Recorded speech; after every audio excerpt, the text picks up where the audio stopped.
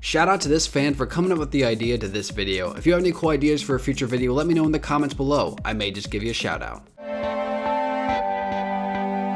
3, 2, 1.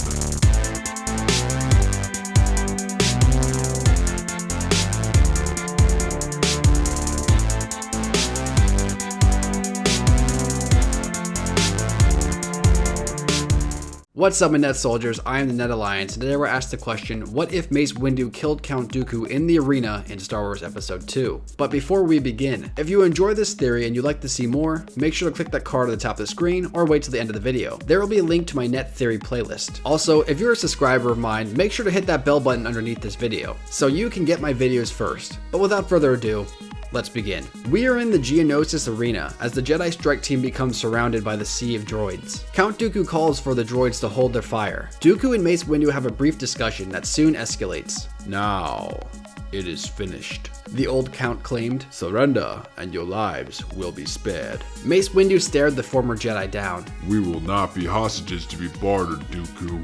Then, Dooku said with a sigh, I am sorry, my old friend. The surrounding battle droids prepared to fire. It was clear the Jedi were doomed. Now we know what happens next. Yoda and the clones fly in to save the day. But what if they didn't fly in when they did? What if they flew in a couple minutes later? Let's explore. Windu looked around at his fellow Jedi. He could sense their fear. It was clear they were all going to perish. For although the Jedi were strong, they were vastly outnumbered. If they were getting out alive, they would need a new plan. Mace looked toward Dooku again.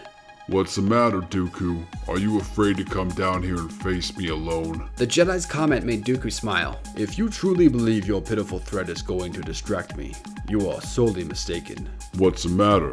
Your new Sith power is not strong enough. Dooku grew annoyed. He had the high ground, and he had no intention of actually fighting, but then he started to think about it. He never properly got to test out his new powers, especially not against a foe such as Windu. The old Count smirked with delight. I accept your challenge, Master Windu. Dooku said, leaping from the balcony and landing on the arena's sand. Using the Force to cushion his fall, he unclipped his lightsaber hilt from his belt and held it in his hand. One-on-one, Dooku.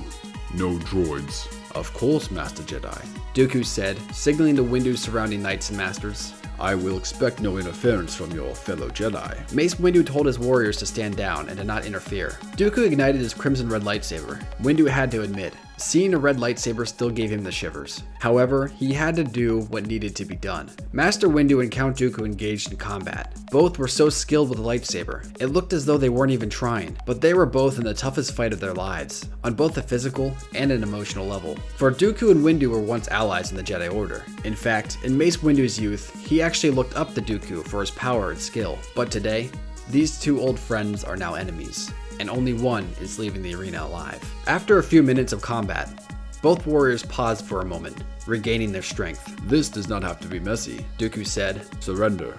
Now. Never. Mace Windu claimed in an angry tone. Master Windu, look around. Even if you manage to defeat me, my droids will blast you and your Jedi down. So I will give you one more chance. The Count declared, entering his Makashi form.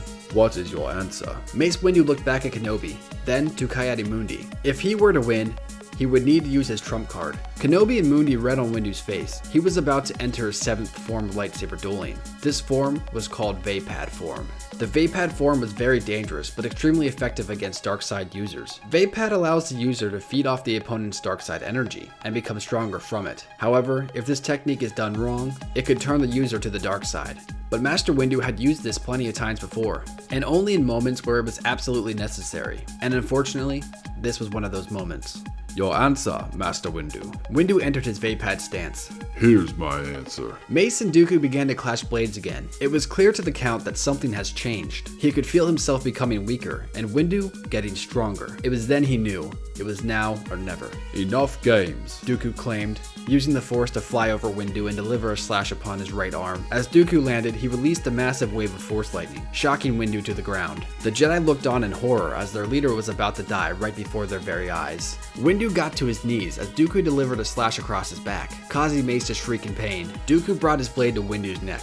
Goodbye, my old friend, the Lord said, preparing to slay his enemy. But just then, a massive blast ripped into the surrounding droids. The Jedi looked to the sky. Republic transport ships rained down to help, as if they were angels sent from the heavens above. Dooku became distracted by the assault, and Mace used the distraction to his advantage. The Jedi Master wielded his blade and plunged it through the Count's back. Dooku fell dead to the Geonosis sand as the Jedi boarded the transports and escaped. So with Count Dooku dead, what would happen next? How much of the galaxy would actually be affected by Count Dooku's death? Let's explore. Well, first off, Anakin wouldn't lose his arm, so there's that. And since Dooku is gone now, it is possible that Palpatine would try to turn Anakin sooner. Another big difference, who would be the face of the Separatist movement? It's possible Grievous could have been, for he was actually on Geonosis when the battle took place. But he was told to stay out of the battle, for Dooku didn't want the Jedi knowing about him yet. But one thing Dooku definitely was, besides just an incredible Force user and duelist, he was a politician. He ran the Separatists 100%, even if Palpatine was pulling the strings. And essentially, when Palpatine came up with a plan, Dooku executed it. So they made for a pretty good team. And as you can tell, the galaxy would be completely different. And when it comes down to it, there'd just be too many changes to really list. So I want to hear what you guys think. How exactly do you think the galaxy would be changed because of this? Let me know in the comments below. Please remember to like and subscribe for more videos. And until next time, guys, I'll see you tomorrow. Peace.